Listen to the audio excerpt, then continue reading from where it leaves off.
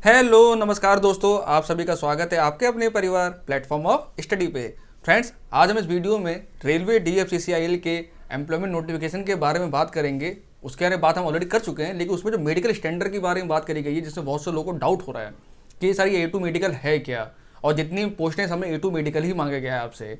तो A2 medical समझना बहुत ज़रूरी है। और बहुत सारे क्वेश्चन मेरा ईमेल आए हैं मेरे पास कि सर पूछ रहे हैं कि सर हमारा 2D का लेंस है, 3D का लेंस है, हमारे मायोपिया है, हमको किसी कोई प्रॉब्लम है, हम चश्मा लगाते हैं तो क्या हम फॉर्म अप्लाई कर सकते हैं या नहीं कर सकते हैं। और ये A2 मेडिकल होता है क्या है, इसमें किस टाइप से मेडिकल होगा आपका वहाँ पे, और ये 6/6 6/9 का फंडा क्या है, ये समझ में नहीं आ रहा है बहुत से लोगों को।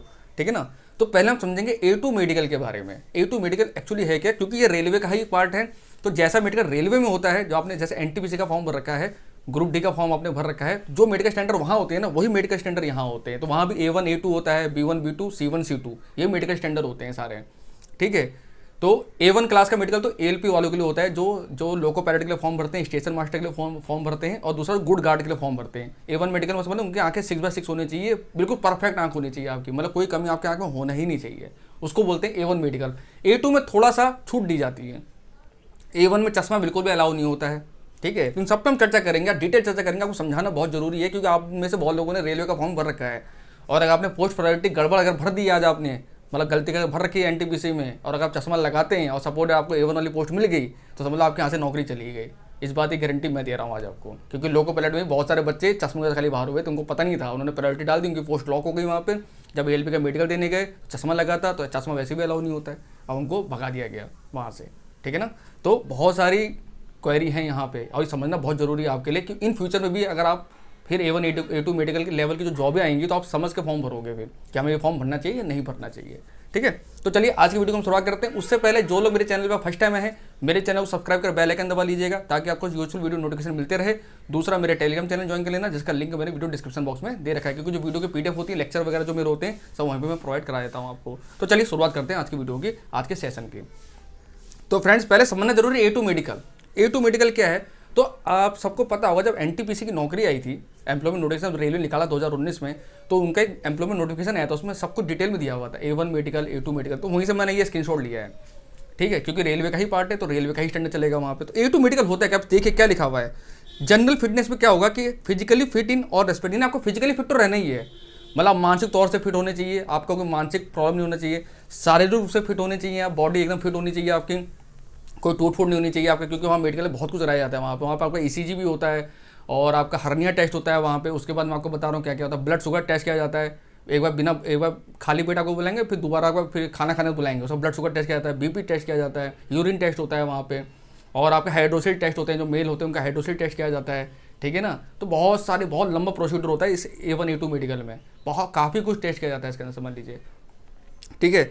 अब एक्चुअल क्या है, विजुअल एक्यूटी, मेन यही आंख की विजुअल के बारे में क्या कहा गया है। डिस्टेंस विजन, यानी जो दूर का आपकी नज़र है, 6/9 without glass, no fogging test. समझे, विदाउट ग्लास, यानी अब आपको आंसर मिल गया होगा, यानी जो लोग चश्मा लगाते हैं उनके लिए तो ये पोस्ट है ही नहीं। ये पोस्ट सिर्फ उन्हीं लोगों के लिए जिनकी आंखें एकदम परफेक्ट हैं, जो एकदम साफ सुथरा देख सकते हैं दूर तक बिना चश्मे के, जो एकदम फिट हैं। तो आपको आंसर मिल गया होगा। फिर है नियर विजन। नियर विजन जो एकदम पास से एकदम पढ़ाएंगे, किताबों को देंगे बिल्कुल पास में, आपके एकदम आँख के पास एकदम ले आएंगे, और आपको कहेंगे रीडिंग करो इसको। तो 0.6 मीटर की उसमें डिस्टेंस रहता है, इसे तो विदाउट ग्लास लिखा हुआ है। And must pass test for colour vision. आपको कोई कलर विजन समझते हैं, कलर विजन का मतलब ये होता है, वहाँ पे आपको सिग्नल दिखाई जाएंगे। एक फॉगिंग टेस्ट उसमें नहीं होता, वो लोको पायलट फॉगिंग टेस्ट होता है।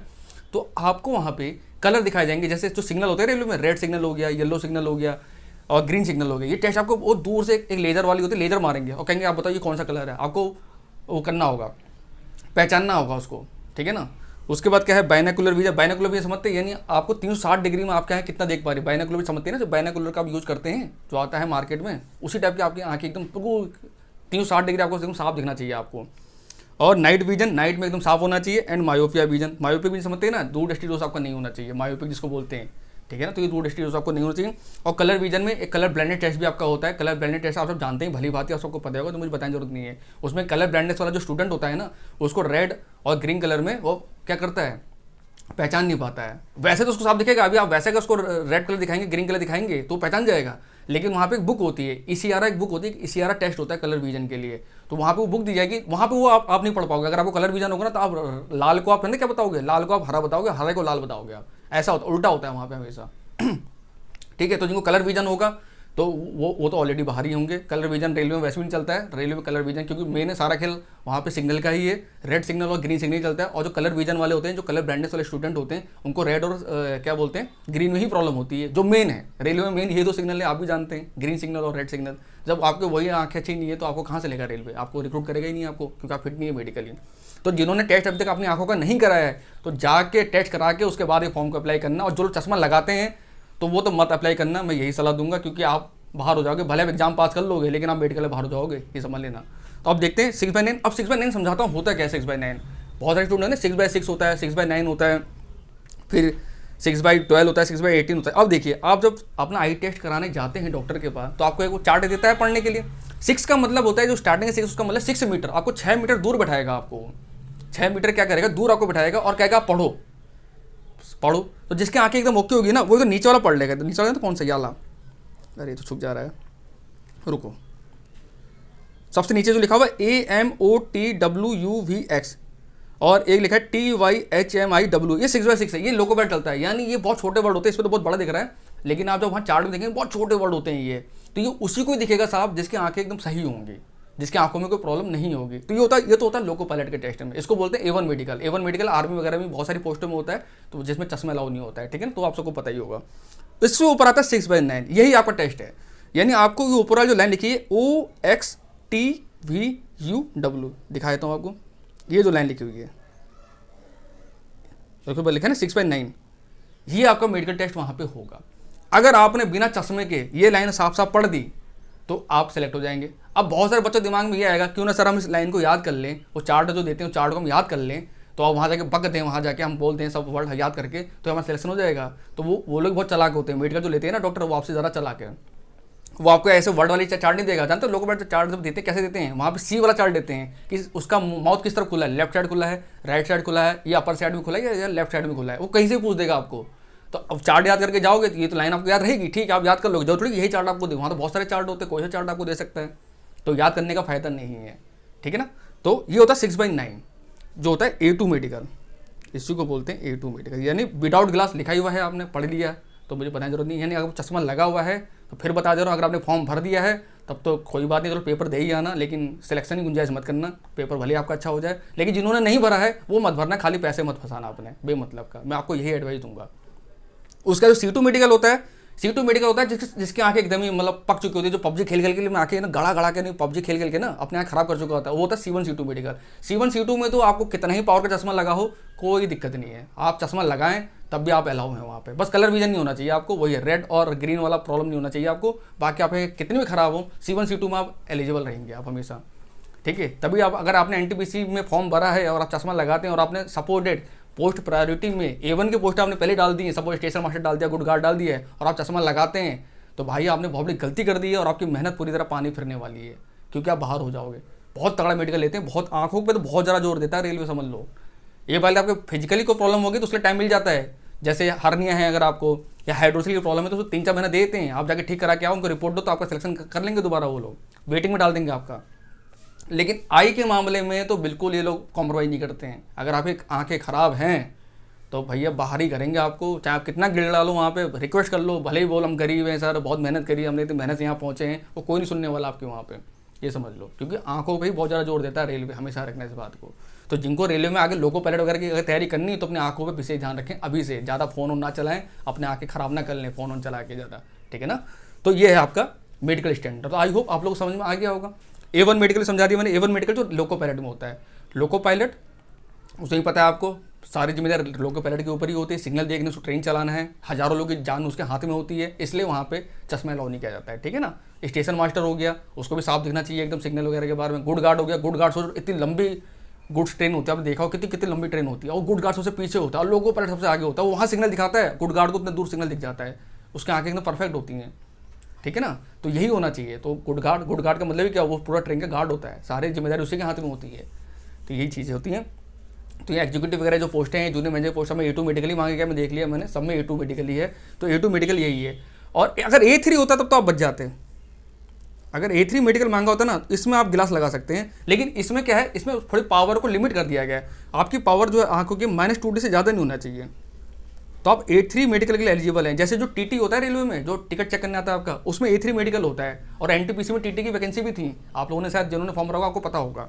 तो उसमें A3 मेडिकल आपका होना है। अगर आप चश्मा लगाते हैं और आपका जो लेंस की पावर है वो -2D के अंडर में ही है, 2D से ऊपर नहीं होना चाहिए, तो आप एलिजिबल रहेंगे। आप चश्मा पढ़ के आपको पढ़ाएंगे वहाँ पे, और आप पढ़ लोगे 6/12 वहाँ चलता है, 6/9 6/12 चलता है वहाँ पे, और आप पढ़ लोगे तो आपका सिलेक्शन हो जाएगा, ठीक है ना। लेकिन A1 A2 में चश्मा बिल्कुल अलाउ नहीं है, तो ये आपको याद रखना है। इसलिए जब भी आप कोई भी फॉर्म भरेंगे ना, टेक्निकल फॉर्म खासकर रेलवे के, तो आप हमेशा उसको मेडिकल स्टैंडर्ड जरूर पढ़ लेना कि उसमें कौन सा मेडिकल स्टैंडर्ड मांगा गया और आप उस पर एलिजिबल हैं कि नहीं है। और अगर कंफ्यूजन है आपको अपने मेडिकल के बारे में, तो डॉक्टर है ना, जाके डॉक्टर चेकअप कराओ अपना, उसको बोलो सर ये मेडिकल मांगा गया है, क्या इस मेडिकल के लिए मैं एलिजिबल हूँ कि नहीं हूँ, तो आँख का डॉक्टर खुद ही चेक कर लेगा सर आपका, जहाँ आप A1 के लायक हैं या A2 के लायक हैं या B1 के लायक हैं, B2 के लायक हैं या C1 या C2 के लायक हैं, सब आपको बता देगा वो। क्योंकि 6 टाइप के मेडिकल होते हैं यहाँ पे, A1 A2 A3, फिर B1 B2 और C1 C2 के बाद तो सारी जिसके आगे एकदम बर्बाद हो चुकी है उससे नीचे ले जाता है, ठीक है ना। तो 6 नहीं 7 टाइप के मेडिकल होते हैं रेलवे के अंदर।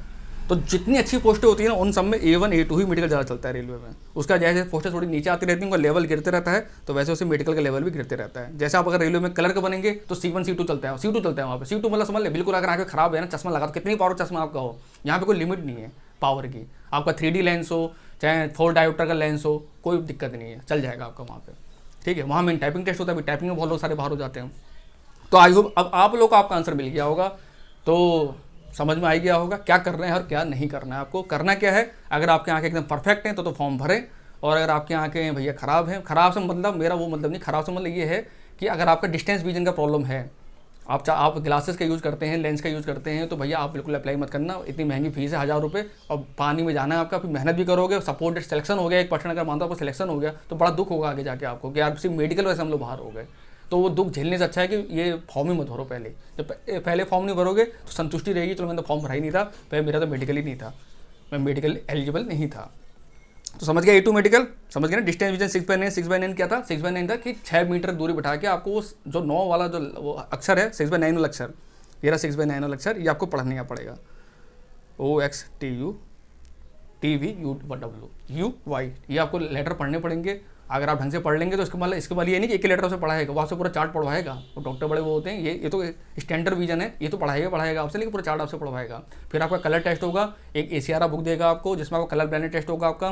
फिर एक आपका सिग्नल टेस्ट होता है जिसमें वो लेजर से सिग्नल दिखाएंगे और आपको पहचानना पड़ेगा कि वो लाल है कि पीला है कि हरा है, ठीक है। और बड़ा माइनर होता है ना, आप पहचान नहीं पाओगे जल्दी से। अगर आपकी आंखें एकदम सही हुई तभी आप उसको पहचान पाओगे, वो लेजर भी ऐसी लेजर नहीं होती है, ठीक है ना। तो ठीक है, आई होप आप लोग समझ में आ गए।